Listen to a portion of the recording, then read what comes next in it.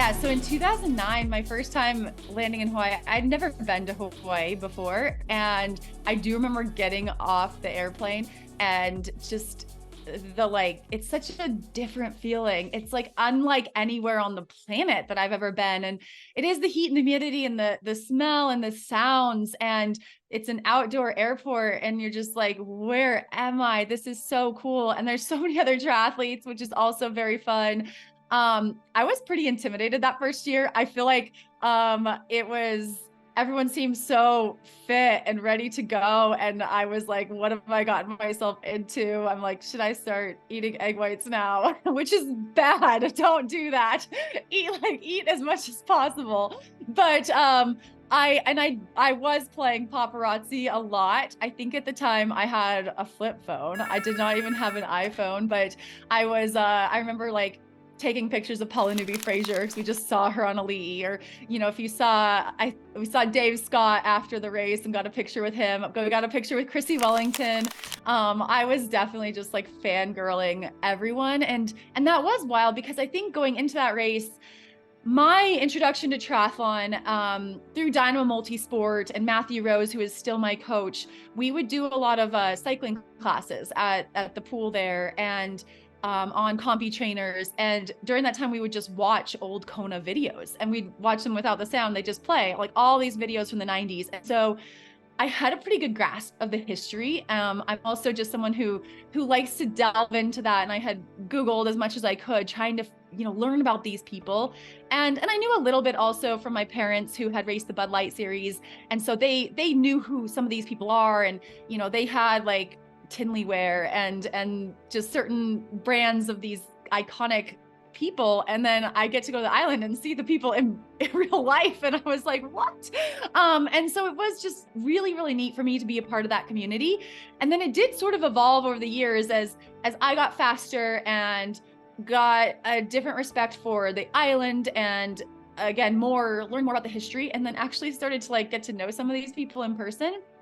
And so I do remember last year running down Ali'i, and Karen Smyers was cheering for me, and she knew who I was. She's like, "Go Haley!" And I had one of those pinch me moments where I was like, she's won this race and now she's cheering for me. I think there was a year that Chrissy was there cheering. I mean, she doesn't know me personally, Chrissy Wellington, but it's wild to have seen how that can happen once you become part of this community. And it does always still surprise me if people recognize me on the street. I will say people only recognize me if I'm wearing green and yellow, really bright colors.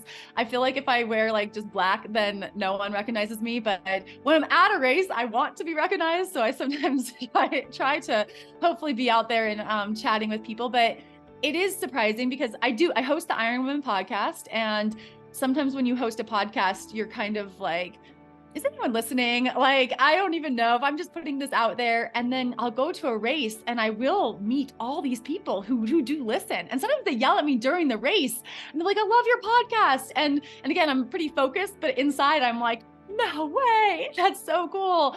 So I think that's one of the things I actually love the most about racing. And with Ironman, you can't just go do one every single weekend. So you have these times in between where you get a little isolated, or I get a little isolated in my own bubble, and it's fun to get out of that, to get to a race, especially Hawaii, and remember that I am part of this community and there are a lot of people like me, and we get together and party and do a really, really challenging race and then chat about it afterwards. And it's a really, really special experience. Yeah, because I've been going to Kona, I think for 14 years now, which is wild. I've seen a lot of change in the sport, and I think it's been really cool to watch the evolution of it. I think that in 2009, I can't imagine there were that many women. I mean, the race was smaller in general, but it was probably only a couple hundred women. And I think that people forget that the biggest number of women that have ever raced in Kona was something like, I think 700 last year, which is still a really small number when you think about it's the entire world. And So I'm very excited about how this year will be a bigger number of women. More women are going to get to experience the island and the race, and then they're going to be able to go back to their communities and tell people about it. And it also means we have more eyes on the sport, because each one of those women have a cheer crew and have people who have watched them train for this race and qualify and have been part of that journey. And they are going to be up watching, sometimes in the middle of the night, watching their friend, their family member, the woman from their pool who is racing. And I think that that's really, really good for the sport. I think that last year, when I got to experience the Mostly Women's Day as a pro, it was so cool and so unexpected to see just so many women on the course, because I have been in this sport a long time and you get used to it being mostly men. And I know that as a woman, I'm pretty comfortable being in a mostly male environment, but I know that that's not always the case for everyone. And so I think that making it more accessible is just going to help the sport. It was also just really cool for me to see the helicopter over Chelsea, who was leading the race. And I think that was just one of the coolest moments. I was a little bit further back on the Queen K, or as we're coming out of the energy lab, but I could see the helicopter. And in past years, I was like, oh, it's following Jan, and maybe if there's time, it will get back and get a couple shots of Daniela or something like that, or Chrissy. But this time it was like, no, that helicopter, that's where Chelsea is. And that was just really cool. And I think it gave me a little perspective too, where I'm like, okay, can I get up there? Can I pass one more person? Can I get a little closer? And I just loved seeing that. I also coach. And so last year I had 2 women who were racing in the age group ranks. And that was very, very cool, because I was able to kind of spot them on the out and back. And then this year I actually have 6, which is really, really neat. Again, it's my own evolution. As the sport has evolved, so have I. And I feel like I've learned things and I've been able to impart that wisdom onto some of my other athletes. And I'm a pretty single-minded racer. I feel like once I get into race mode, I'm like on, competition and fueling and tactics and swim, bike, run. But there is a part of me that is able to like not necessarily worry about my athletes. I probably, at a different point in my coaching career, I might be able to have a little more compassion and empathy and try to think about what they're doing, but I'm pretty selfish and focused on myself. But I do see them and I do notice them. And I hopefully, they're not too far behind me. I think that would be very, very cool too, to see them. There's a few that are pretty fast, and I think that would be really neat. And it's just neat to be part of someone else's Kona journey as well. I will say, like, I love racing with the men, and most Ironman races, we do race with the men, either age group men or pro men on the course. And I think that is really cool. But my background is swimming. My background is collegiate swimming, and I went to the University of Georgia, which has, at the time when I was there, had a combined program.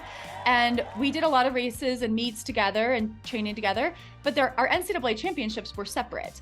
And so for me, having a separate world championship separated by gender is like no big deal. It's what I've been doing, for 20 plus years. And I think you can have both. I think you can have a separate gender world championship that is incredible, where the women get a lot of attention, media attention, sponsor attention, just a fair race, where we are racing the people who are in our race. There is no one else mixed in who is in a different race. And I think that's incredibly important, especially when it's our livelihood on the line. And then, we can go have another race experience. 95% of our races are going to be mixed gender. And so that still exists. It hasn't gone away, and you can have that experience. And so I'm really thrilled about this. And I'll also add that I've done quite a few, I've had quite a few opportunities this year, between the PTO, US Open in Milwaukee, and then I just did watch the men's race in Nice for the Ironman World Championships. And there's something about actually getting to watch that race as a spectator. And it even was in Hawaii last year when I stayed and watched the men's race. It gave me a very different perspective of the race versus when I'm in it and kind of just seeing them pass. I found it way more motivational, way more inspiring. And also as athlete and a coach, I mean, you actually get to see how things unfold a little bit more and how it isn't necessarily what you expect. And I've learned a lot from watching that. And I think I've been able to apply that to my own racing and find an extra piece of motivation where I'm like, wow, I got to watch that happen. I want to be like that, in my own race. Or, I watched the US Open in Milwaukee. I thought Jan was out. When he came out, he got pretty far behind on the bike. And I was like, he's a great guy, but too bad. And then he wins. And so it was a good reminder to like not count myself out if I get a little bit behind at some point of the race.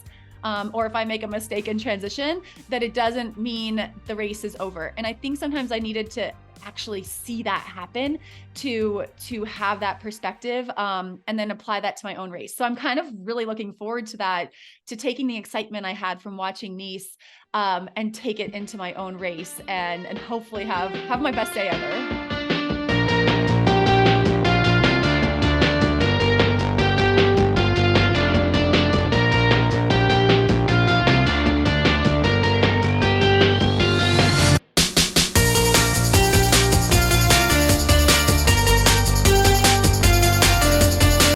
Megan Philno is someone I know well. I raced with her sister, Kelly. The funniest thing about her interview was when she talked about how she like cleans her house before she goes training. And I was like, what? Who is this person? That is not my strategy. Training's going really well. Vacuuming is not.